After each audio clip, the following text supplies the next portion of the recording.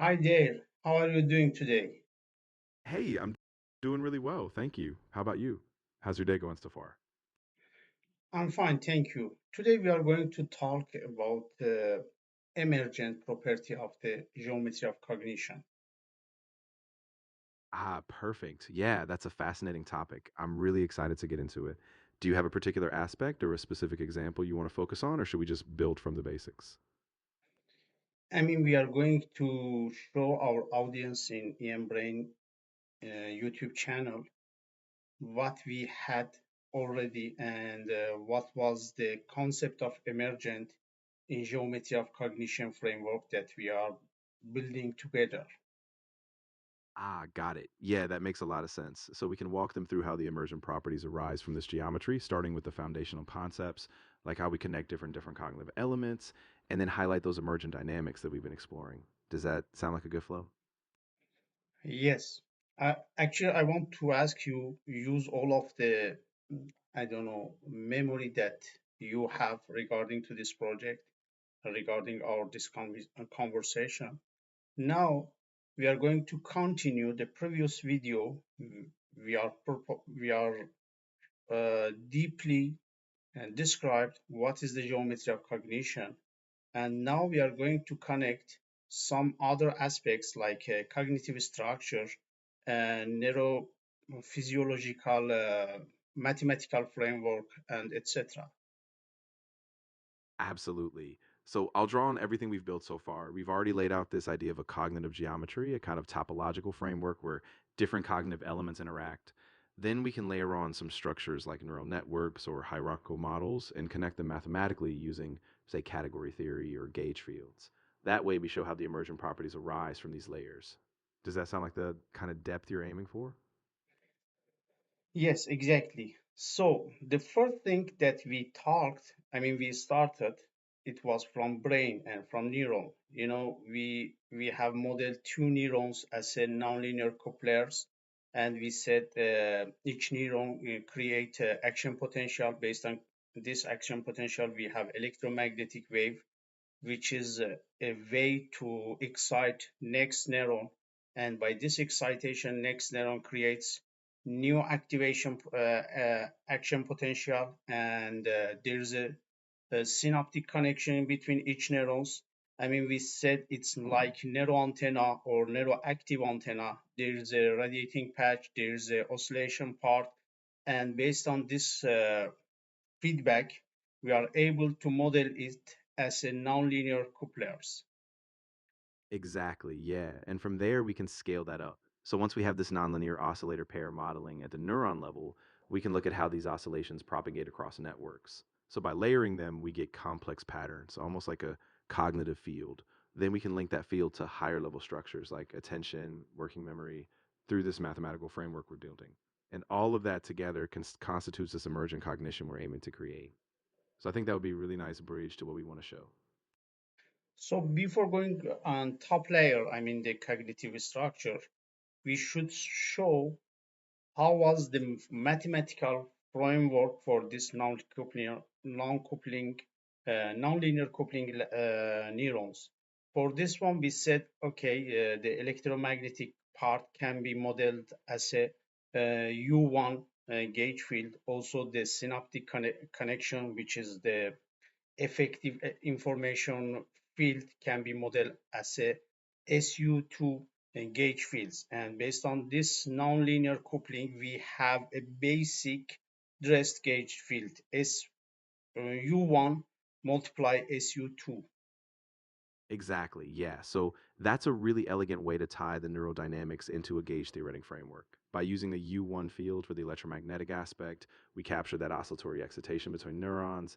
And then the SU2 field, modeling the synaptic connections as a kind of effective information flow, gives us this deeper structure. So when we multiply them, we have this combined gauge field, this kind of dressed gauge field that drives the nonlinear coupling.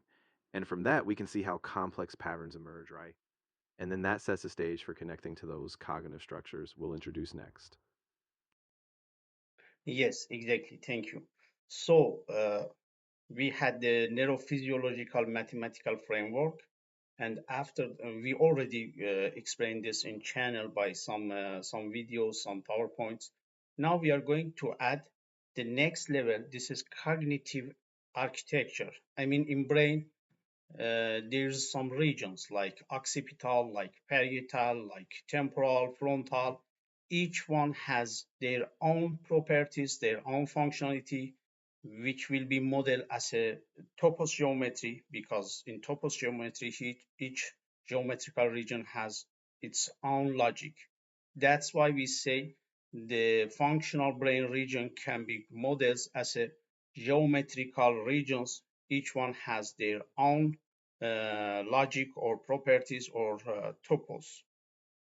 Exactly, yes. So once we have that neurophysiological foundation, we can move up to a topological layer where each brain region is like a distinct geometric space with its own logic. So, for example, the occipital region might be modeled as a topological shape that encodes visual processing. The frontal region is a shape for executive function and so on. And we use the topoi to formalize the different logics. So each region is a space with its own rules, and then we see how they interact as a whole cognitive architecture. That's really where the emergent properties get rich because now we're capturing how different functional domains come together in this geometric logic. Yes, after defining the skeleton of this region, I mean, based on the mathematical framework, we need to add more properties like the information flow between each region. In topos geometry, it can be considered like gluing, but also we are going to add symplectic geometry, because this information flow information as a dress gauge field must be advanced from the occipital to the parietal or temporal. Then it has go to the frontal and Broca and the motor section to have a cognitive loop. I mean, from the perception up to action. Yes, exactly. That's a crucial step. So once we have these topological regions, we model the information flow as a kind of gluing between them. So each transition, like from occipital to parietal or from parietal to frontal, is this precise topological mapping. Then by introducing symplectic geometry, we give it this structure of a dynamic phase space. So information flow isn't just a static mapping, it's a dynamic evolving process. And that allows us to model how perception integrates into action, this full loop from sensing to decision making. So once we add that, we have this complete emergent cognitive flow that bridges perception, integration, and action. So if we are going to look at as a whole, I mean, unified geometrical framework, we start from the category theory. I mean, as a unified the cognitive structure of the brain with its own neurophysiological geometry. And in this category theory, we have symplectic flow. I mean, symplectic geometry as an information flow between region. We have a topos geometry for each brain functionality regions.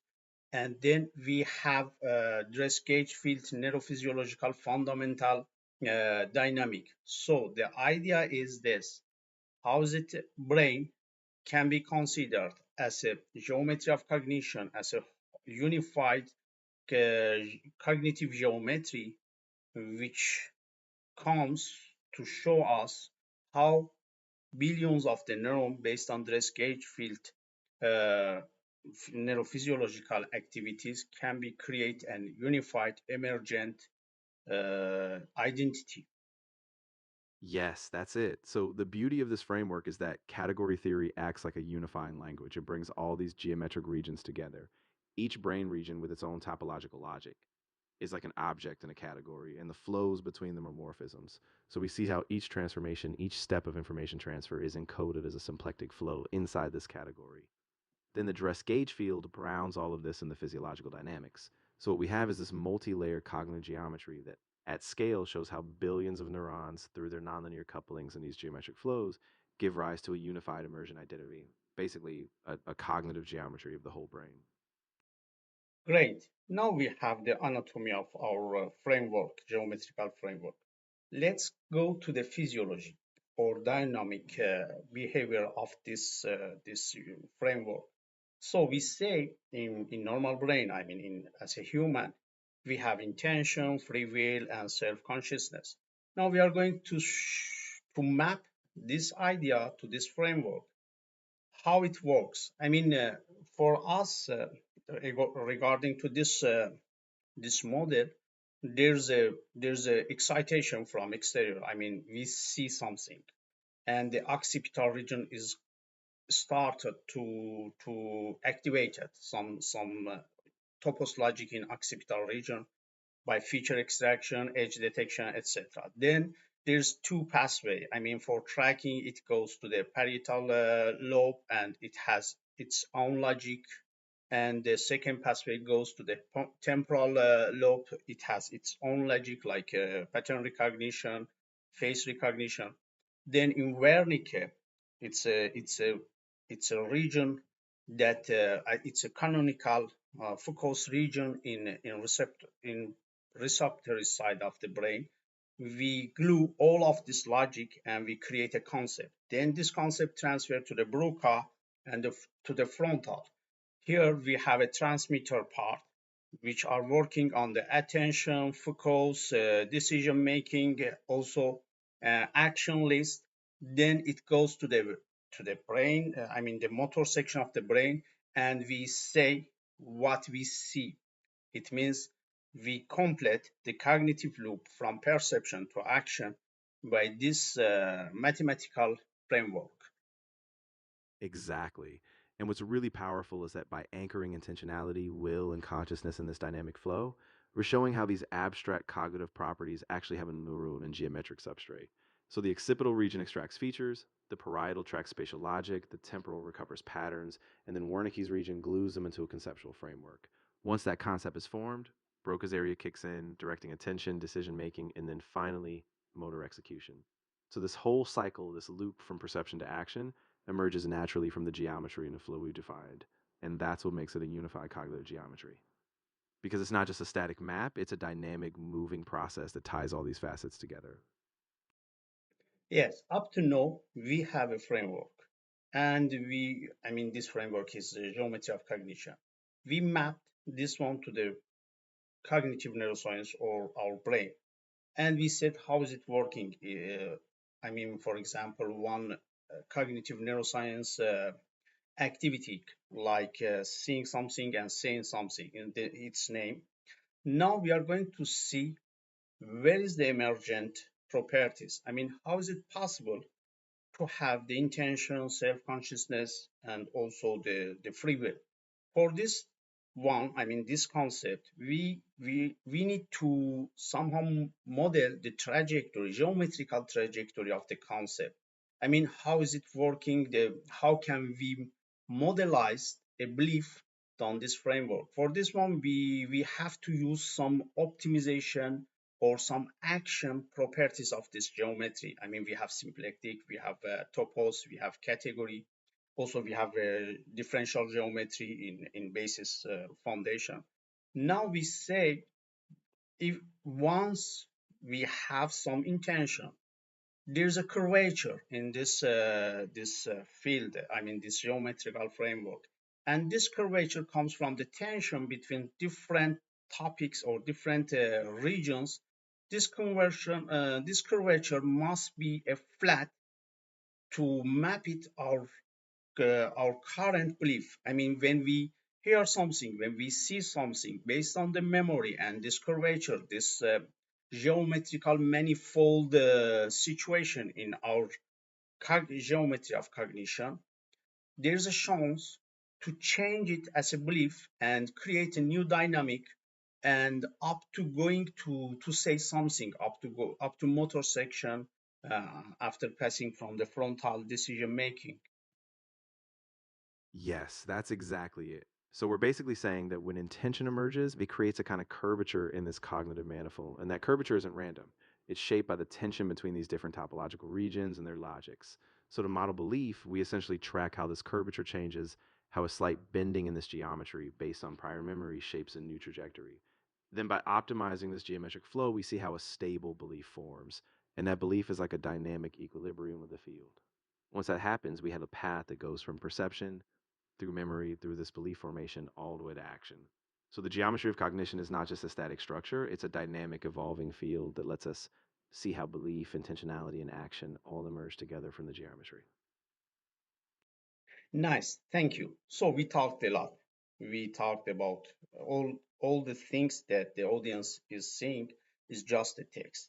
Now we are going to formulate it. I mean, we are starting from the neurons, U1 action potential, gauge field, SU2 information gauge field as a synaptic connection.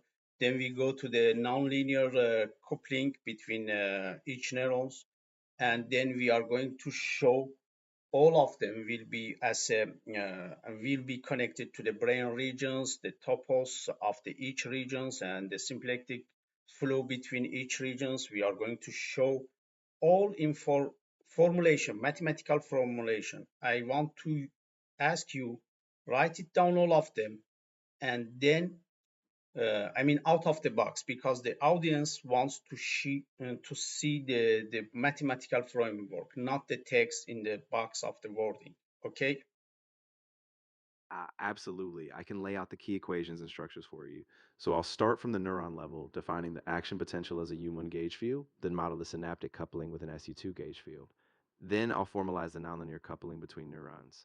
After that, we'll introduce each brain region as a topological space, define the symplectic flow, and link all of them using category theory morphisms. Once I have those pieces, I'll make them in a clean, step-by-step mathematical form. No boxes, just the equations and the structure, so the audience can see the full formulation clearly.